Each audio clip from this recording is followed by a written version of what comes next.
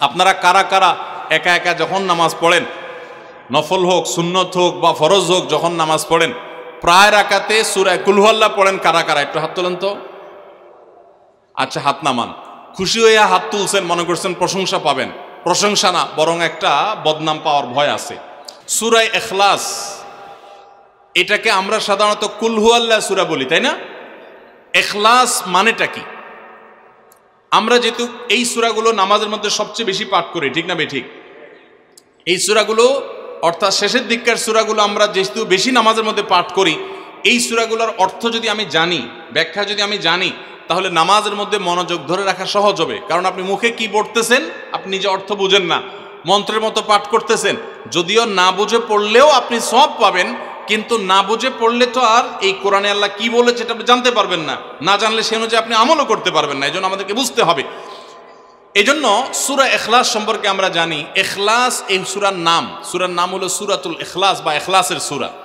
ইখলাস শব্দের একটা অর্থ হলো পিওর করা, খাঁটি করা। তার মানে আমাদের ইবাদতটা শুধু আল্লাহর জন্য হবে, খাঁটি হবে, এখানে কোনো ভেজাল অন্য কারোর জন্য সেটা হবে না। আমাদের দোয়াগুলো সব শুধু আল্লাহর জন্য হবে, খাঁটি এবং ফ্রেশভাবে আল্লাহর জন্য নিবেদন করবো, সাথে আর কারোর সেখানে শরিক করব না।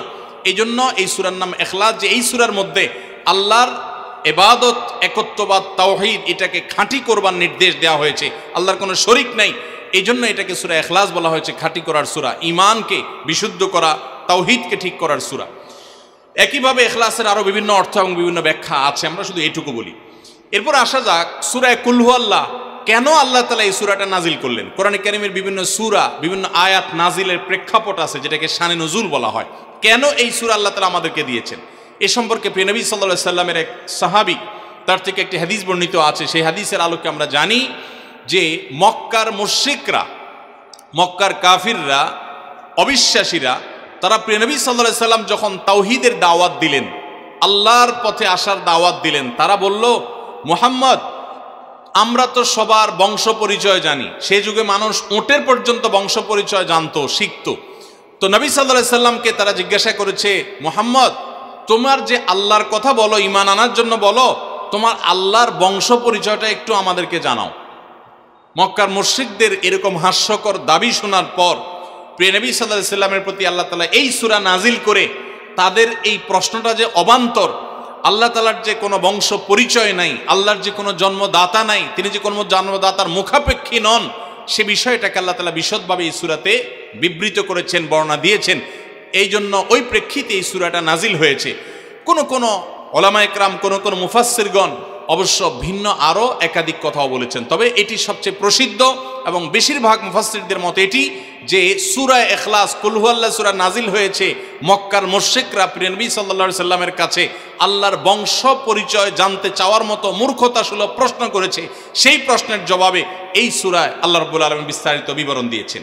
এবার আসুন আমরা এই সূরায় কি বলেছেন আল্লাহ রাব্বুল আলামিন সে বিষয়ে জানবো, এবং সেই সাথে এই সূরাটার বিশেষ ফজিলত আছে। সূরা ইখলাসের আবার স্পেশাল ফজিলত আছে, কি সেটা আমরা জানবো ইনশাআল্লাহ তাআলা। আমরা প্রথমে আসুন সূরার অর্থ আমরা জেনে নেই। কুল হুয়াল্লাহু আহাদ। আমার সাথে সাথে আপনারা বলেন, কুল হুয়াল্লাহু আহাদ, আল্লাহুস সামাদ, লাম ইয়ালিদ ওয়া লাম ইউলাদ ওয়া লাম ইয়াকুল লাহু কুফুয়ান আহাদ। কুল হুয়াল্লাহু আহাদের অর্থ হলো বলুন। কুল মানে বলুন। এই কুলটা বড় কাফের কুল। আমরা অনেকে কয় রস্যকার কুল ও কুল, বড়ই লিখতে যে কুল লিখি আমরা ওই রকম বলি। এই কাফটা ভেতর থেকে আসবে, কুল। কুল কুল বললে তার অর্থ হবে বলো। আর যদি ছোট কাফের কুল অর্থাৎ বাংলা করস্যকার কুল ও কুল লিখি যে আমরা ওরকম কুল যদি বলেন, আরবিতে তার অর্থ হলো খাও। একটা হলো বলো, আরেকটা হলো খাও। অর্থের মধ্যে বেশ কম আছে না নাই? অনেক বেশ কম, কোথায় খাওয়া আর কোথায় বলা। এই জন্য এই কফটাকে একটু শুদ্ধ করার চেষ্টা করতে হবে। কুল ভিতর থেকে, কুল কুল হুয়াল্লাহু আহাদ। এর অর্থ কি? কুল মানে বলুন। আল্লাহ তাআলা তার রাসূলকে বলছেন, হে রাসূল, আপনার ভেতরে যে বিশ্বাস আছে তাওহীদের প্রতি, সেই বিশ্বাসকে প্রকাশ করে বলুন, হুয়াল্লাহু, হুয়া মানে তিনি, আল্লাহ মানে তো আল্লাহ। বলুন যে তিনি আল্লাহ, আহাদ মানে একক, অদ্বিতীয়, তার কোনো শরিক নাই, তার কোনো অংশীদার নাই, তিনি একক, বংশ পরিচয়ে তার থাকার প্রশ্নই ওঠে না। যিনি একক, যিনি অদ্বিতীয়, যার কোনো শরিক নাই এবং যার কোনো পার্টনার নাই, যার কোনো ফ্যামিলির সদস্য নাই, যিনি একক, তার বংশ পরিচয় জানতে চাওয়া এটা মূর্খতা এবং অজ্ঞানতা।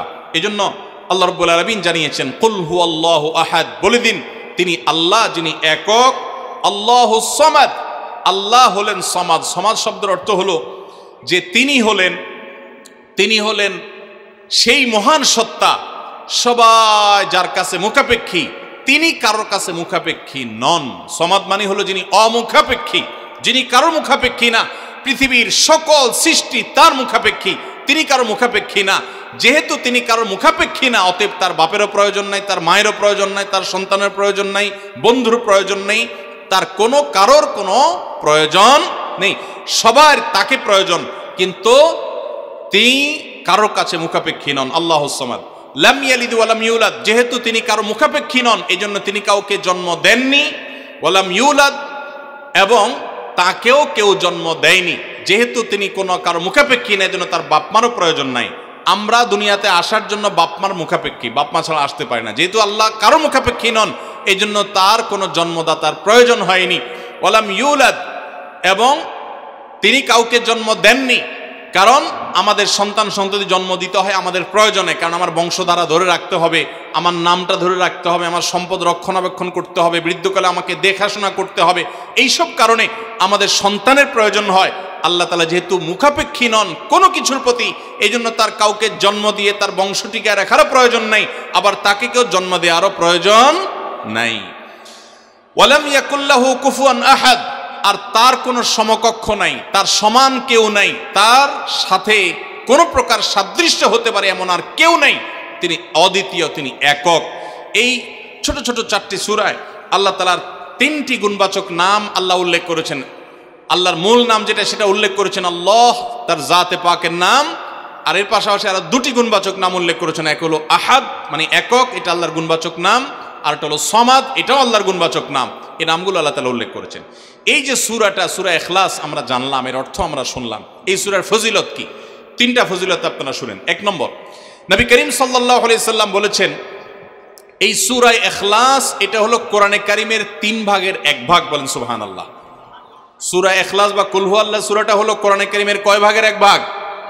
3 ভাগের 1 ভাগ। 3 ভাগের 1 ভাগের মানে কি? এই সম্পর্কে কোন তাফসীরবিদগণ বলেছেন, এর মানে হলো গোটা কোরআনে আল্লাহ তাআলা মৌলিকভাবে 3টা বিষয়ের আলোচনা করেছেন। কয়টা বিষয়? এই পুরা কোরআন জুড়ে আল্লাহ তাআলা আলোচনা করেছেন কয়টা বিষয়ে? 3টা বিষয়। নাম্বার 1 তাওহীদ, একত্ববাদ, ঈমান সম্পর্কে। নাম্বার 2 আখবার, বিভিন্ন জাতি গোষ্ঠীর ইতিহাস আল্লাহ এখানে আলোচনা করেছেন। নাম্বার 3 এই কোরআন আল্লাহ তাআলা আলোচনা করেছেন আহকাম বা বিধিবিধান। ঈমানটা মানুষের, বিশ্বাসটা মানুষের সবচেয়ে গুরুত্বপূর্ণ।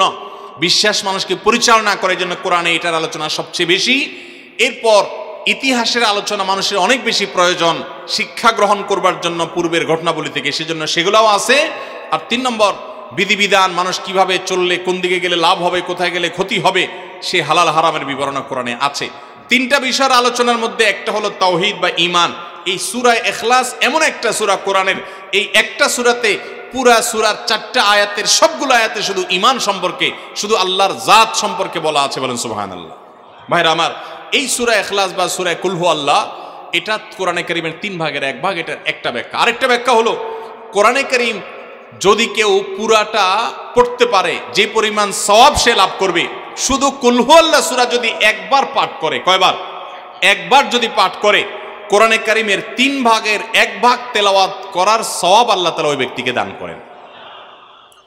তাহলে যদি কেউ 3 বার পাঠ করে, তাহলে এখান থেকে বোঝা যায় যে আল্লাহ তাআলা তাকে পুরা কোরআন একবার তেলাওয়াতের সওয়াব দান করবেন। পুরা কোরআন কষ্ট করে তেলাওয়াত করলে সেটার যে মর্যাদা হবে সেটা অবশ্যই ভিন্নতর। কিন্তু 3 কুল সূরা ইখলাস এটাকে 3 বার পাঠ করলে আল্লাহ রাব্বুল আলামিন কোরআনে কারীমের পূর্ণাঙ্গ কোরআন তেলাওয়াতের সওয়াব পাবেন বলে অনেক উলামা ইকরাম, মুহাদ্দিসিন ইকরাম বলেছেন এই হাদিসের আলোকে। এটা হলো এর দ্বিতীয় ফজিলত। প্রথম ফজিলত। দ্বিতীয় ফজিলত হলো, আমাদের প্রিয় নবী সাল্লাল্লাহু আলাইহি ওয়াসাল্লামের সময়ে তিনি এক দলকে একটা অভিযানে পাঠিয়েছেন। তাদের মধ্যে যিনি ইমাম সাহেব ছিলেন, ওই আল্লাহর বান্দা প্রত্যেক নামাজের মধ্যে যে কোনো সূরা পড়তেন, যে কোনো কেরাত পড়তেন, শেষে সূরা ইখলাসটা অবশ্যই পাঠ করে তারপর রুকুতে যাইতেন।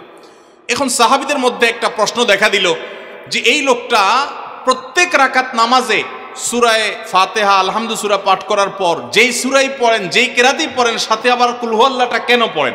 আমরা তো নবী সাল্লাল্লাহু আলাইহি ওয়াসাল্লাম কিরম করতে দেখি নাই। তখন সাহাবীরা এসে নবী সাল্লাল্লাহু আলাইহি ওয়াসাল্লামকে জিজ্ঞাসা করলেন, ইয়া রাসূলুল্লাহ, আমাদের ইমাম সাহেব যাকে আমাদের সাথে আপনি দিয়েছেন, যিনি আমাদের সাথে আসেন, এই ব্যক্তি প্রত্যেক রাকাতে অন্য যা পড়ুক আর না পড়ুক এই কুল হুয়াল্লাহ সূরাটা উনি পড়ে, এটা উনি ছাড়ে না, এর কারণটা কি? তখন নবী সাল্লাল্লাহু আলাইহি ওয়াসাল্লাম জিজ্ঞাসা করলেন ওই ব্যক্তিকে যে তুমি কেন এই সূরা পাঠ করো? অবশ্যই অবধারিতভাবে সূরা ফাতিহা না প্রত্যেক রাকাতে ফিক্সড, অন্য কোনো সূরা তো ফিক্সড না, তুমি অন্য যাই পড়ো সাথে প্রত্যেক রাকাতে কুল হুয়াল্লাহ দিয়ে শেষ করে তারপর রুকুতে যাও কেন? তখন সে সাহাবী বলেন, ইয়া রাসূলুল্লাহ, আমি কেন পড়ি? কারণ কোরআনে কারিমে এই একটা সূরা, সূরা ইখলাস বা কুল হুয়াল্লাহ সূরাটা একমাত্র সূরা যেই সূরার শুরু থেকে শেষ পর্যন্ত সবগুলো আয়াতে শুধু আমার আল্লাহর কথা বলা আছে।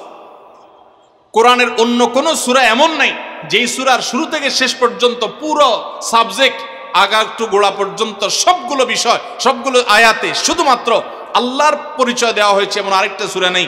যেহেতু এখানে শুধু আল্লাহর কথাই বলা হয়েছে, এই জন্য এই সূরাকে আমার অনেক বেশি পছন্দ হয়, এই জন্য এই সূরাকে অনেক বেশি আমি ভালোবাসি। আমার আল্লাহর আলোচনা এখানে, অন্যান্য সূরাতে কোথাও ইতিহাস, কোথাও হালাল হারাম, কোথাও বিধিবিধান, কোথাও অন্যান্য আলোচনা আছে, কিন্তু এই সূরায় শুধু আমার আল্লাহর কথা বলা আছে। এই জন্য আল্লাহর মহব্বতে এই সূরাকে আমি অনেক ভালোবাসি, কুল হুয়াল্লাহ সূরাকে। নবী করিম সাল্লাল্লাহু আলাইহি ওয়াসাল্লাম তখন বলেছেন, তোমার এই ভালোবাসার কারণে আমার কাছে ওহী আল্লাহ পাঠিয়েছেন যে আল্লাহ তাআলা তোমাকে স্পেশালি ভালোবাসেন।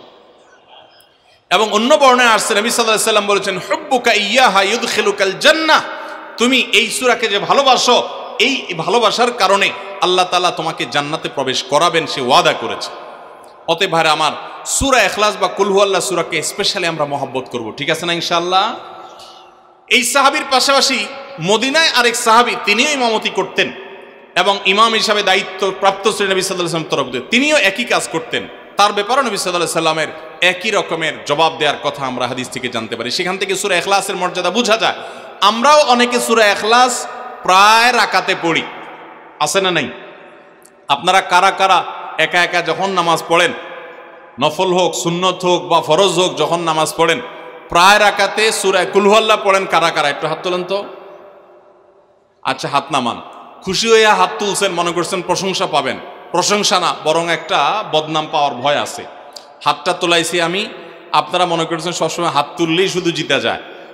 দেখেন, যারা সূরা ইখলাসকে মহব্বত করে, এই যে ঘটনা আমরা শোনালাম নবী সাল্লাল্লাহু আলাইহি ওয়াসাল্লাম, এটা জেনে যে আমার আল্লাহর আলোচনা আছে এই সূরায়, অন্য কোনো আলোচনা নাই, আল্লাহর পরিচয় উল্লেখ করা আছে, আল্লাহর বৈশিষ্ট্য এবং ক্ষমতার উল্লেখ আছে, সেই মহব্বতে যদি কেউ সূরা ইখলাসকে মহব্বতের সাথে ধীরে ধীরে পড়ে, তাহলে তো তিনি অবশ্যই আল্লাহর কাছে বিশেষ মর্যাদা পাবেন। ওই সাহাবীর মতো আল্লাহর ভালোবাসা পাওয়ার সম্ভাবনা জোরালো।